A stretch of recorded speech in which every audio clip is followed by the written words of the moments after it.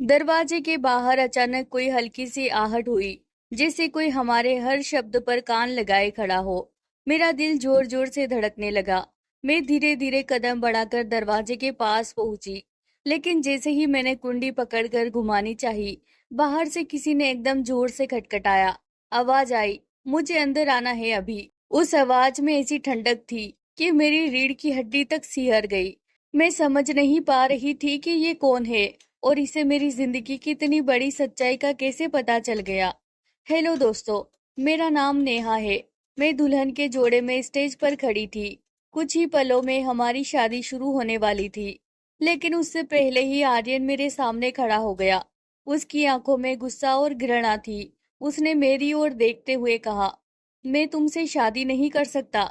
तुम एक घिरी हुई लड़की हो, जिसका चरित्र कुछ भी नहीं है। तुमने दूसरों के साथ रातें गुजारी है और अब तुम उसके बच्चे को अपने पेट में पाल रही हो। क्या तुम्हें लगता है कि मैं यह सब जानते हुए तुमसे शादी करूंगा? तुम्हें अपनी पत्नी बनाऊंगा। उसके शब्दों ने मेरी जैसे दुनिया ही हिला दी। मेरा दिल जैसे टुकड़ों में बिखर गया और आंखों से आंसू बहने लगे। मेरे हाथ अपने आप मेरे पेट पर चला गया। मैंने वहां अपने बच्चे को महसूस किया, जो मेरी वजूद का हिस्सा था। लेकिन आर्यन की बातें जहर की तरह थी। उसने मुझे एक बदचलन लड़की कहकर मेरा अपमान किया, लेकिन वह सच्चाई से कोसों दूर था। सच तो ये था कि आर्यन ही इस बच्चे का बाप था। मैं खुद एक दर्द भरे दौर से गुजर रही थी और आज आर्यन ने मुझे सबसे बड़ा घाव दे दिया था। उसने मेरे सामने भरी महफिल में मेरी बेइज्जती करते हुए शादी से इनकार कर दिया और मेरे दिल पर एक गहरा वार किया। मैं अपनी जगह पर खड़ी नहीं रह पाई और गिर गई और बेहोश हो गई। जब मेरी आंखें खुली तो मैंने खुद को अस्पताल के बेड पर पाया।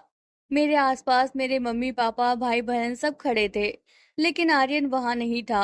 वो आर्यन जिसने मेरे साथ अपने जीवन के सपने देखे थे, आज मुझे यूं ही छोड़कर चला गया था। उसने मेरे पेट में पलते अपने ही बच्चे को अपना मानने से इनकार कर दिया था। उसे किसी और का गंदा खून कह दिया था। उसकी बातें मुझे अंदर तक चीर गई थी। मैं फूट फूट कर रो पड़ी। मेरे पिता के चेहरे पर गुस्से के भाव थे और मेरी माँ भी मुझसे नाराज लग रही थी। मेरी बहन एक कोने में खामोश खड़ी थी और मैं खुद को टूटता हुआ महसूस कर रही थी। मुझे रोते देख मेरी माँ मेरे पास आई। उन्होंने मेरा हाथ पकड़कर सख्ती से दबाया और कहा, नेहा, अब चुप हो जाओ। अस्पताल में तमाशा मत बनाओ। वैसे भी तुमने हमारी इज्जत का तमाशा बना दिया है। लोग हमें ताने मार रहे हैं। तुमने हमें कहीं मुंह दिखाने के लायक नहीं छोड़ा। मेरे पिता गुस्से से कमरे से बाहर चले गए और मैं टूटे दिल के साथ बोली, माँ, मेरा यकीन करो, ये बच्चा आर्यन का ही है। आर्यन मेरे करीब आया था और मैं चुप रही, क्योंकि मैं सोचती थी कि शादी के बाद सब ठीक हो जाएगा। पर उसने आज सबके सामने मुझे बदनाम कर दिया। उसने इस बच्चे को अपनाने से इनकार कर दिया। माँ, मैं झूठ नहीं बोल रही। आवाज में दर्द और बेबसी थी, लेकिन मेरे पास कोई सबूत नहीं था, कोई गवाही नहीं थी। मैं अकेली खड़ी थी अपने सच के साथ और दुनिया मुझसे दूर होती जा रही थी। मेरी माँ किस आधार पर मेरा विश्वास करती, मुझे खुद नहीं पता था। हॉस्पिटल से छुट्टी करवाने के बाद वह मुझे घर ले आई थी। घर जो कभी शादी के जश्न से गूंज रहा था, अब किसी कब्रिस्तान सा खामोश पड़ा था। वहां मौत जैसा सन्नाटा पसरा हुआ था। मेरे पापा ने मुझसे बात करना पूरी तरह बंद कर दिया था और मेरी माँ भी मुझसे नाराज थी। हालांकि मेरी बहन रिया कभी कभी मुझसे थोड़ी बहुत बात कर लेती थी। वह मेरे साथ हमदर्दी जताती, मुझे समझने की कोशिश करती और कहती, नेहा, तुम उदास मत हो। आर्यन को अपनी गलती का एहसास होगा और वह जरूर वापस आएगा, माफी भी मांगेगा। लेकिन तुम उसे माफ मत करना। उसने तुम्हारे साथ बहुत गलत किया है। उसे परेशान करना, नखरे दिखाना, उसके बाद ही उसे माफ करना। मैं बस चुपचाप उसकी बातें सुनती रही। दिल में कहीं मुझे पता था कि आर्यन वापस नहीं आएगा। वह मेरा दिल तोड़कर हमेशा के लिए जा चुका था। रिया कमरे से जा चुकी थी और मैं बिस्तर पर अकेली लेटी थी। मेरे मन में अतीत की यादें उमड़ने लगी। मैं अपने माँ बाप की इकलौती औलाद थी।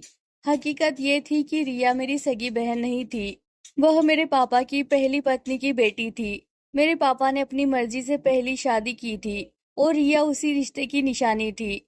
रिया की माँ उसे जन्म देते समय दुनिया छोड़ गई थी।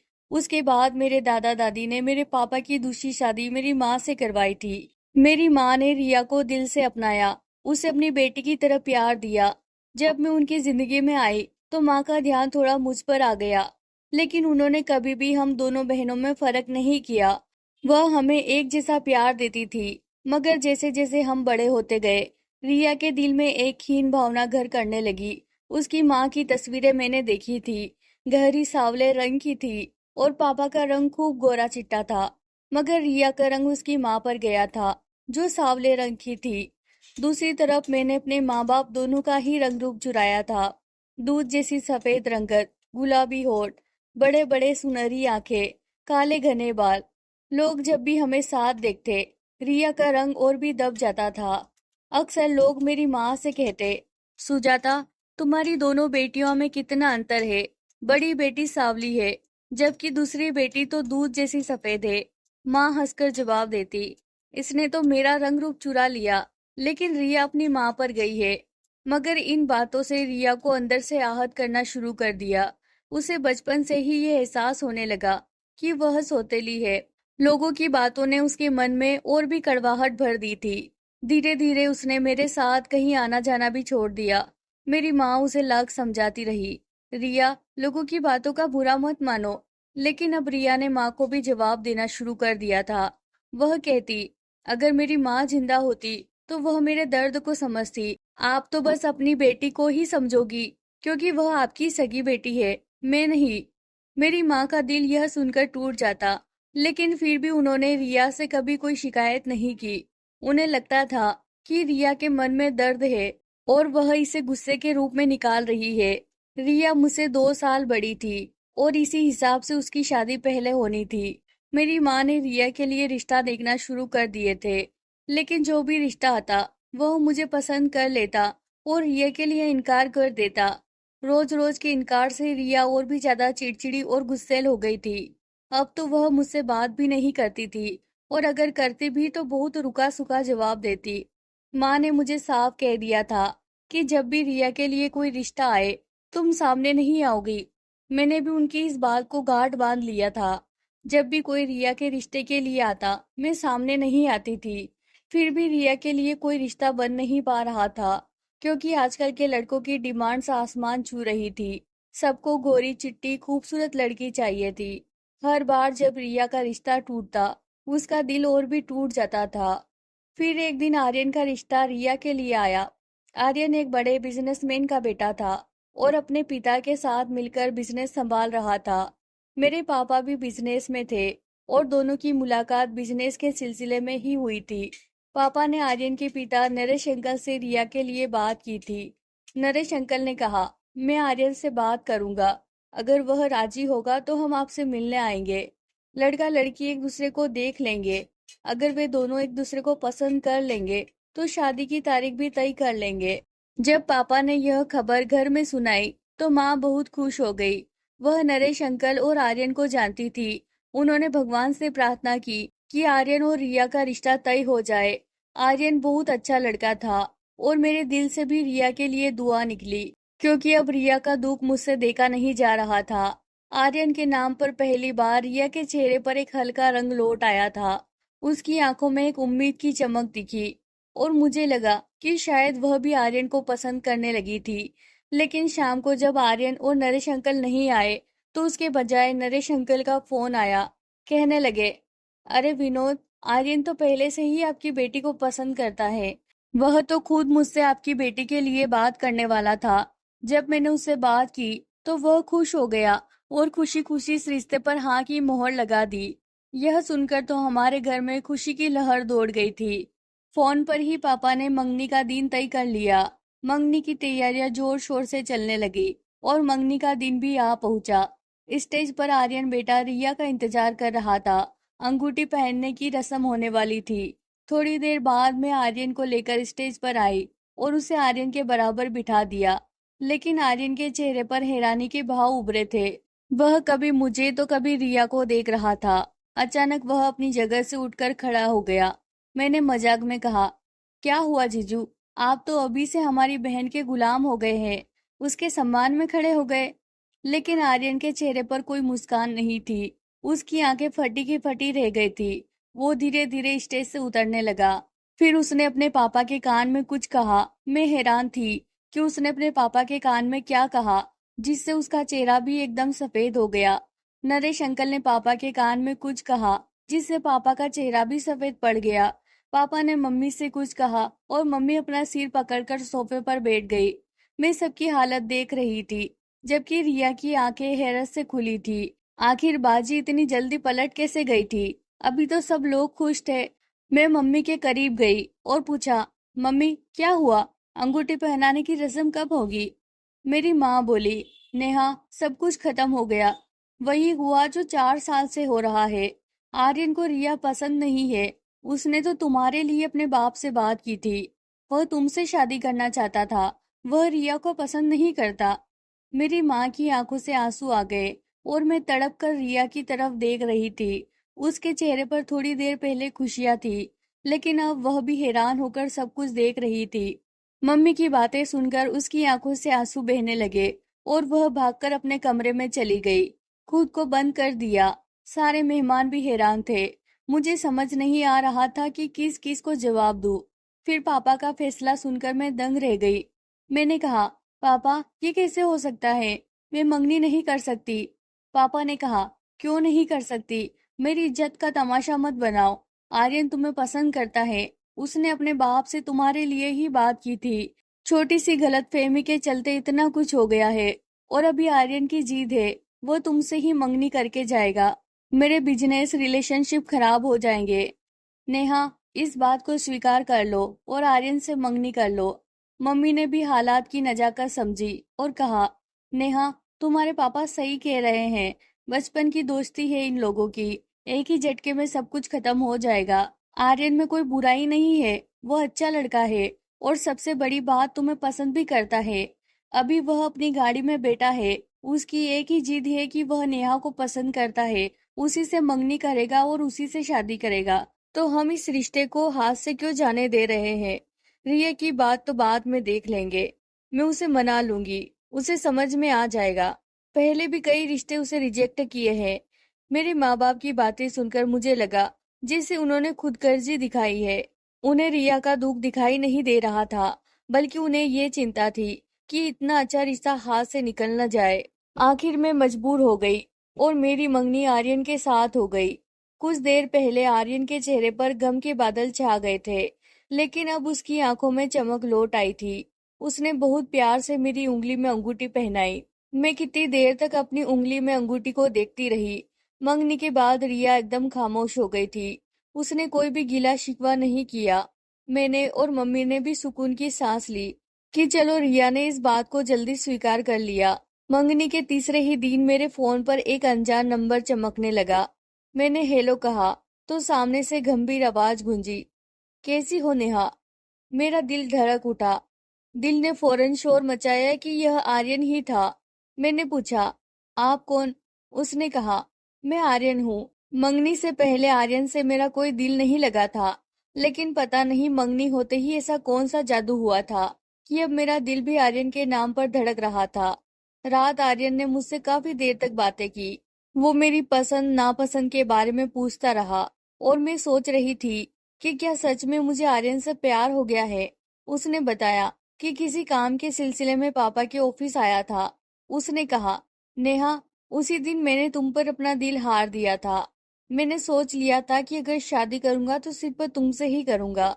जब पापा ने तुम्हारे पिता से रिश्ता करने की बात कही तो तुम्हारा चेहरा मेरे जहन में आ गया और मैंने बिना देर किए हाँ कर दी।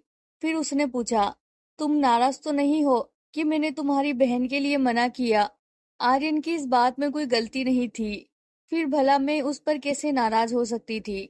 मैंने मुस्कुराते हुए कहा, नहीं, मैं नाराज नहीं हूँ। इसके बाद हमारी बातचीत का सिलसिला शुरू हो गया। मंगनी को अब 2 महीने हो चुके थे और शादी की तारीख बस 1 महीने बाद की थी। इस दौरान आर्यन से बात करते करते मेरा दिल उसकी मोहब्बत में डूबने लगा था। मैं उसकी बातों में खोने लगी थी और उसके साथ जीवन के सपने सजाने लगी थी। एक दिन आर्यन ने कहा, नेहा मेरा तुमसे मिलने का बहुत दिल करता है। प्लीज एक बार मिल लो ना। मैंने उसे समझाते हुए कहा, आर्यन इतनी जल्दी क्यों? 1 महीने बाद तो हमारी शादी हो ही जाएगी। तब हम हमेशा के लिए साथ होंगे। वो ठंडी सांस भरते हुए बोला, नेहा, 1 महीना बहुत लंबा होता है। तुम्हारे बिना इतने दिन कैसे रहूंगा? प्लीज एक मुलाकात कर लो, दिल को सुकून मिल जाएगा। अगर आंटी ना माने तो मैं उनसे बात कर लेता हूँ। हम बाहर किसी होटल में मिलेंगे। लेकिन होटल में मिलना मुझे सही नहीं लग रहा था। मुझे भी अब आर्यन से मिलने की बेचैनी होने लगी थी। मैंने कहा, ठीक है, कल घर पर ही आ जाना। मम्मी पापा एक शादी में जा रहे हैं। बाहर मिलना वैसे भी सही नहीं लगता। आर्यन खुशी खुशी मान गया। मैंने रिया को भी इस बारे में बताया था। उसका व्यवहार अब सामान्य हो गया था और वह मेरे और आर्यन की बातों को सुनकर मुस्कुरा देती थी। जब मैंने उसे बताया कि आर्यन कल मिलने आ रहा है, तो उसने कहा, तुमने अच्छा किया कि उसे घर पर ही बुला लिया। बाहर मिलना सही नहीं है। अगले दिन रात को मैं आर्यन का बेसब्री से इंतजार करने लगी। उसने रात 8 बजे आने का वादा किया था। मैं बहुत ही प्यार से तैयार हुई थी। मंगनी के बाद यह हमारी पहली मुलाकात थी और मेरे चेहरे पर खुशी की लहरें दौड़ रही थी। लेकिन उस दिन रिया कुछ अलग ही लग रही थी। वह बार बार फोन पर किसी से बात कर रही थी और मुझे देखकर फोन जल्दी से काट देती थी। पर आर्यन से मिलने की खुशी में मैंने इस बात को नजरअंदाज कर दिया। ठीक रात 8 बजे दरवाजे पर दस्तक हुई। मैं अपने कमरे में थी और रिया मेरे पास बैठी थी। वह कहने लगी, नेहा, तुम बैठो, मैं दरवाजा खोल कर आती हूँ। जरूर आर्यन ही होगा। यह कहकर रिया बाहर चली गई। बाहर से रिया की तेज आवाजें आ रही थी। आर्यन, तुम्हें पता है नेहा कब से तुम्हारा इंतजार कर रही है। हाँ भाई, इंतजार कराओ, यही तो प्यार का हिस्सा है। आर्यन ही था। मेरा दिल जोर से धड़कने लगा। मैं डायरेक्ट आर्यन से सामना नहीं करना चाहती थी, इसीलिए खिड़की के पास जाकर खड़ी हो गई।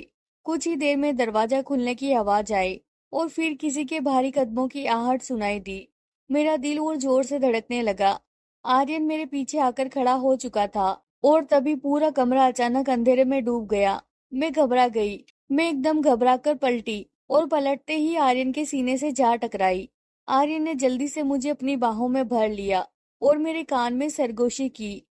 क्या नेहा, मेरे आते ही तुम्हारे घर की लाइट भी चली गई? हालत हमें एक दूसरे के करीब करना चाहते हैं। उसकी आवाज गंभीर थी, लेकिन मेरे दिल को छू रही थी। मैं घबराई हुई थी, लेकिन खुद को संभालते हुए कहा, आर्यन, तुम बैठो, मैं देखती हूँ कि लाइट क्यों गई है। रिया को बोल देती हूँ कि कैंडल जला दे। मैं जाने लगी, लेकिन आर्यन ने मेरा हाथ पकड़कर मुझे अपने करीब खींच लिया और कहने लगा, क्या जरूरत है रोशनी की? हम अंधेरे में भी एक दूसरे को महसूस कर सकते हैं। उसकी बातों में आज कुछ अलग सा था। उसकी आवाज पहले से थोड़ी बदली बदली लग रही थी। मैंने कहा, आर्यन, क्या बात है? आज तुम्हारी आवाज कुछ अलग सी क्यों लग रही है? आर्यन हंसते हुए बोला, अरे फोन और रियल में तो आवाज का फर्क होता ही है ना। मैंने भी हंसते हुए हामी भर दी। लेकिन आर्यन आज कुछ ज्यादा ही बेकरार लग रहा था। उसकी बेचैनी जो फोन पर महसूस होती थी, आज उसकी हर हरकत में नजर आ रही थी। और अगले ही पल में चौंक गई जब आर्यन ने अपने होठ मेरे होठों से टकरा दिए। उस पल सब कुछ जैसे थम गया था। मैंने कहा, आर्यन, यह सब सही नहीं है। लेकिन उसकी मदहोशी भरी आवाज मेरे कानों में गूंजी, क्यों नेहा, इसमें गलत क्या है? 1 महीने बाद तो हम पति पत्नी बन ही जाएंगे। इससे पहले कुछ प्यार के पल गुजार ले तो क्या बुरा है? धीरे धीरे उसके हाथ मेरी कमर को छूने लगे। मैं आर्यन को खुद से दूर हटाना चाहती थी, लेकिन मेरी सारी कोशिशें बेकरार हो गई। आर्यन का स्पर्श पाते ही मेरा तन मन भी बहकने लगा। मैंने सुकून से आंखें बंद की और खुद को उसकी बाहों में समर्पित कर दिया। उस रात हमारे बीच की सारी हदें टूट गई। मैं सुकून से आर्यन की बाहों में लेटी हुई थी और आने वाली जीवन के नए सपने बुन रही थी। तभी दरवाजे पर दस्तक हुई। नेहा, बाहर आओ, कितनी देर हो गई है? तुम दोनों कमरे में हो और लाइट भी गई हुई है। रिया दरवाजे के बाहर खड़ी हमें आवाजें दे रही थी। मैं और आर्यन ने अंधेरे में ही जल्दी जल्दी खुद को सही किया। मैंने दरवाजा खोला। रिया बाहर खड़ी थी। उसकी मुस्कुराहट में एक अजीब सी झलक थी। वह हंसते हुए बोली, हो गई मुलाकात पूरी? इतनी देर में आर्यन भी कमरे से बाहर जाने के लिए तैयार हो गया था। बिना कुछ कहे वह चुपचाप बाहर निकल गया। मैं उसके इस व्यवहार पर हैरान थी। कम से कम जाने से पहले मुझसे कुछ कह तो सकता था। लेकिन मैंने सोचा शायद उसे मेरे मम्मी पापा के आने का डर होगा, इसीलिए वह जल्दी चला गया। थोड़ी देर बाद लाइट भी आ गई और मम्मी पापा भी घर लौट आए। आर्यन के साथ बिताए पल मेरे चेहरे पर शर्मोहोया के रंग बिखेर रहे थे। आर्यन से मेरी बातें होती रही, लेकिन उसने कभी उस रात का जिक्र नहीं किया। हाँ, उसकी रोमांटिक बातें अब भी पहले की तरह चल रही थी।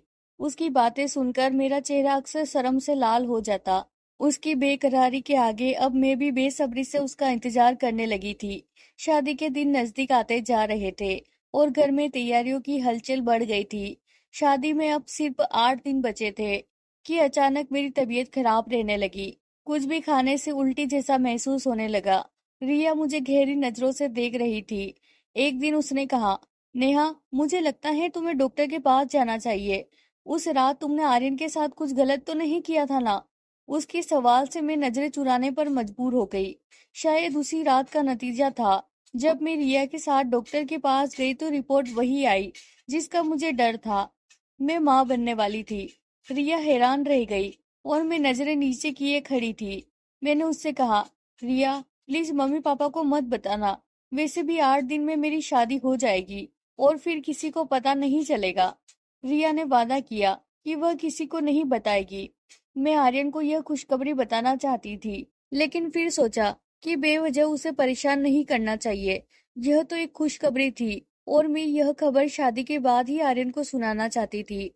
यही सोचकर मैंने चुप रहना ही ठीक समझा। लेकिन जो कुछ स्टेज पर हुआ, उसने मेरी दुनिया ही बदल दी। आर्यन ने अचानक सबके सामने इस बात का खुलासा कर दिया और शादी से साफ इनकार कर दिया। आर्यन ने मेरे बारे में जिस तरह की बातें की, उसने मेरा दिल छलनी कर दिया। उसने तो हद पार कर दी जब उसने हमारे बच्चे को किसी और का गंदा खून करार दिया। मेरे दिल पर गहरे घाव हो गए थे। मेरी माँ बनने की खबर सिर्फ रिया को पता थी। मैंने आर्यन को यह बात कभी बताई भी नहीं थी। फिर उसे यह कैसे पता चला? मेरी आंखों में आंसू बहते रहे और मैं पूरी रात रोती रही। मेरे मम्मी पापा भी इस घटना से बेहद नाराज थे। आर्यन ने मुझे सबके सामने बेइज्जत कर दिया था। वो ऐसा कैसे कर सकता था? उसने मेरे जज्बातों को रोन डाला। वह खुद मेरे करीब आया था, मुझसे रिश्ता बनाया था, और अब जब मैं उसके बच्चे की माँ बनने वाली थी, उसने मुझे अकेला छोड़ दिया। कुछ दिन बाद एक और नया तूफान खड़ा हो गया। जब मैं कमरे से बाहर निकली तो घर में एक अजीब सी चहल पहल थी। मैं हैरान होकर सबके चेहरे देख रही थी। मैंने मम्मी से पूछा, मम्मी, ये सब क्या हो रहा है? मम्मी ने मुझसे नजरें चुराते हुए कहा, आज रिया की शादी है। मैं हैरानी में कभी मम्मी को देखती, कभी रिया को। मैंने कहा, लेकिन इतनी जल्दी किसके साथ? मम्मी ने जो नाम लिया, उसने मुझे जड़ से हिला दिया। मम्मी बोली, आर्यन और रिया की आज शादी है। किसी तरह हमने बात संभाल ली है और आर्यन भी तैयार हो गया है। ये सुनते ही मेरे पैरों तले जमीन खिसक गई। मैं धम से बैठ गई। यह कैसे हो सकता था? रिया मेरे सामने इतरा रही थी। उसकी चाल और चेहरे की मुस्कान मुझे चुभ रही थी। उसने कहा, शादी में ज्यादा मेहमान नहीं बुलाए गए हैं क्योंकि पहले ही काफी तमाशा हो चुका है। मैं वापस अपने कमरे में चली आई और फूट फूट कर रोने लगी। पूरा दिन मैं कमरे से बाहर नहीं निकली। शाम को रिया मेरे पास आई और कहने लगी, नेहा, मैं चाहती हूँ कि तुम मुझे अपने हाथों से दुल्हन बनाओ। तुम अपनी बहन की यह ख्वाहिश पूरी करोगी ना? उसके चेहरे पर जीत की चमक थी, जैसे उसने सब कुछ पा लिया हो। मैं चाहकर भी इनकार नहीं कर सकी और उसकी दुल्हन बनने में मदद करने लगी। जब मैं उसे दुल्हन की तरह सजा चुकी थी और उसे लेकर कमरे से बाहर निकलने ही वाली थी, तो उसने मेरा हाथ थाम लिया और बोली, इतनी जल्दी क्या है? पहले मेरी जीत की दास्तान तो सुन लो। यहाँ तक पहुँचने के लिए मैंने कितनी मेहनत की है। मैं उसकी बातें सुनकर हैरान थी। उसके चेहरे पर एक शैतानी मुस्कान थी। उसने कहा, तुम क्या समझती थी कि मैं तुम्हारे और आर्यन के रिश्ते से खुश हूँ? नहीं नेहा, मैं तो बदले की आग में जल रही थी। आर्यन मेरी पसंद था और तुम्हारे बीच आने के बाद सब कुछ बदल गया। लेकिन देखो, मैंने तुम्हें कितनी आसानी से हम दोनों के बीच से निकाल फेंका। उस रात तुम्हारे करीब आने वाला आर्यन नहीं था, बल्कि मेरा भेजा हुआ आदमी था। वह आर्यन बनकर तुम्हारे पास आया था और अब तुम उसी के बच्चे की माँ बनने वाली हो। मेरे पैरों तले से जमीन खिसक गई। रिया ने कहा, सच्चाई यह है कि आर्यन तुमसे मिलने आने वाला था, लेकिन ठीक 10 मिनट पहले मैंने उसे फोन किया और कहा कि मम्मी पापा घर आ चुके हैं, इसीलिए अब मत आना। उसके बाद मैंने तुम्हारे कमरे में अपना आदमी भेज दिया। तुम्हारे प्रेग्नेंट होने की खबर भी मैंने ही आर्यन को दी थी। मैं सदमे में थी। मेरी पूरी दुनिया बिखर चुकी थी। मैं अपने पेट में पल रहे बच्चे से नफरत करने लगी। मेरी आंखों में आंसू थे। मैंने कांपते हुए कहा, रिया, मैंने तुम्हारा क्या बिगाड़ा था? तुमने मेरे साथ ऐसा क्यों किया? मेरा सब कुछ बर्बाद कर दिया। मेरी इज्जत, मेरा मान सम्मान, मेरा प्यार, सब कुछ छीन लिया। रिया जोर से हंसी और बोली, अब तुम्हें समझ आया होगा कि जब किसी की इज्जत छीनी जाती है तो क्या महसूस होता है। मैंने जो दर्द बचपन से झेला है, आज मुझे उसका बदला मिल गया है। अब तुम तड़पोगी नेहा। आर्यन और मैं अब हमेशा साथ रहेंगे। अचानक दरवाजा जोर से खुला और सामने आर्यन खड़ा था। उसकी आंखें गुस्से से लाल थी। मुझे और आर्यन दोनों को यह देखकर धक्का लगा। आर्यन ने गुस्से में रिया के चेहरे पर जोरदार थप्पड़ मारा और चिल्लाया, तुमने अपनी हीन भावना में आकर यह सब किया। मेरे लिए रूप रंग मायने नहीं रखता। दिल के रिश्ते होते हैं जो खुद जुड़ जाते हैं। मैं नेहा से सच्चा प्यार करता हूँ। पहले भी करता था और अब भी करता हूँ। आर्य ने मम्मी पापा को सारी सच्चाई बता दी। पापा सिर पकड़कर बैठ गए और मम्मी की आंखों से आंसू बहने लगे। मम्मी ने रिया से कहा, कभी तुम्हें सौतेली बेटी नहीं माना, हमेशा सगी बेटी का प्यार दिया, फिर भी तुमने ऐसा किया। अब हम तुम्हारे लिए मर गए हैं। उस दिन सादगी से मेरी और आर्यन की शादी हो गई। लेकिन शादी से पहले मैंने आर्यन को कहा, आर्यन, मुझे अपनाने से पहले अच्छी तरह सोच लो। मैं किसी और के बच्चे की माँ बनने वाली हूँ। आर्यन ने मुझसे माफी मांगी और कहा, जो कुछ हुआ उसे बुरे सपने की तरह भूल जाओ। इसमें तुम्हारी कोई गलती नहीं थी और ना ही तुम्हारे पेट में पल रहे बच्चे की। मैं तुम्हें अभी अपनाने को तैयार हूँ। इस बच्चे को अपनाने और अपना नाम देने के लिए भी तैयार हूँ। मेरी आंखों में खुशी के मारे आंसू छलक पड़े थे। उसी दिन हमारी शादी हो गई। शादी के बाद आर्य ने मेरी जिंदगी में खुशियों के नए रंग भर दिए। उसने मुझे इतनी मोहब्बत, इतना प्यार और इतना सम्मान दिया कि मैं सब कुछ भूल गई। मेरे मम्मी पापा रिया से नाराज थे और वह पढ़ाई के बहाने अमेरिका चली गई। इधर मेरी जिंदगी आर्यन के साथ सुकून से गुजरने लगी। हमारी शादी को 3 महीने हो चुके थे, लेकिन मुझे अब तक अपने शरीर में कोई बदलाव महसूस नहीं हो रहा था। मेरी प्रेगनेंसी को 4 महीने हो चुके थे, लेकिन प्रेगनेंसी के कोई लक्षण दिखाई नहीं दे रहे थे।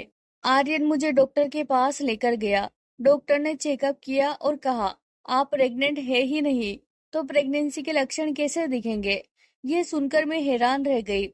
मैंने तुरंत उस डॉक्टर के पास जाने का फैसला किया जिसके पास मैं पहली बार चेकअप कराने गई थी। जब मैंने डॉक्टर से पूछा और उसे अपनी रिपोर्ट दिखाई, तो डॉक्टर ने हैरानी से कहा, लेकिन ये रिपोर्ट तो मैंने आपको दी ही नहीं थी। ये तो फेक रिपोर्ट है। देखिए, इस पर मेरे साइन नहीं है। इसका मतलब साफ है, रिया ने मेरी जिंदगी बर्बाद करने के लिए हर संभव कोशिश की थी। मेरी प्रेगनेंसी की झूठी रिपोर्ट बनवाकर उसने आर्यन के कान भरे थे। इस सब से मुझे बहुत गहरा दुख हुआ था। आर्यन ने मुझे समझाया, नेहा, जो हुआ उसे भूल जाओ। कुछ लोग हमारी जिंदगी में नासूर की तरह होते हैं और यह नासूर हमारी खुशियों को धीरे धीरे बर्बाद कर देता है। भगवान का धन्यवाद करो कि रिया तुम्हारी जिंदगी से दूर चली गई है। मैं भी भगवान का धन्यवाद कर रही थी। जो कुछ हुआ वह अच्छा ही हुआ। मैंने भगवान से प्रार्थना की कि रिया कभी लौटकर हमारी जिंदगी में न आए। दिल से मैंने यह भी दुआ की कि उसे उसका साथी मिल जाए और वह अपनी जिंदगी में खुशी खुशी बिताने लगे। अगर आपको हमारी ये कहानी पसंद आई हो तो वीडियो को लाइक जरूर करें और ऐसी ही दिलचस्प कहानियां सुनने के लिए चैनल को सब्सक्राइब करके हमारे साथ जुड़े रहे।